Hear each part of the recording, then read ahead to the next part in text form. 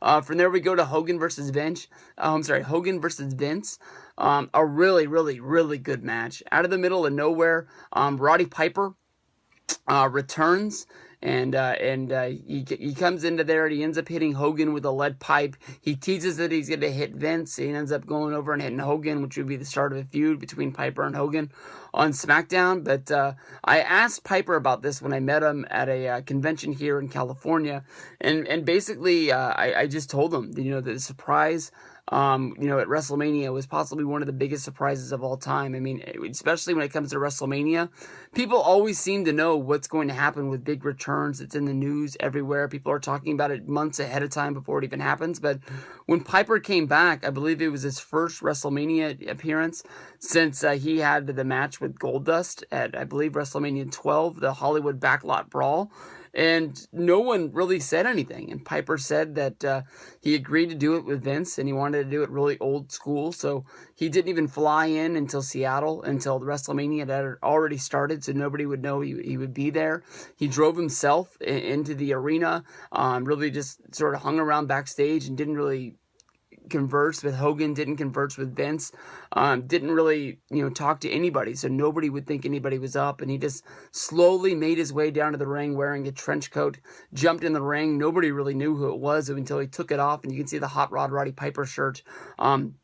Really cool. What really surprises me is that this was a street fight, and the rules was if Hogan had lost, Hogan would be forced to retire because Vince was trying to say that he was the true power behind the WWF. It wasn't Hulkamania that created the WWF and WrestleMania and everything. It was Vince McMahon that created Hulk Hogan, who should get all the credit for everything that went down in wrestling. But the stipulation was if Hogan lost, he'd have to retire. Hogan ends up getting the win, and then once he gets the win, you go to SmackDown, which would be on, I believe, Thursday. It might have been on Friday at the time. I'm not 100% sure, but whatever it is. The same week as WrestleMania. You're getting the payoff.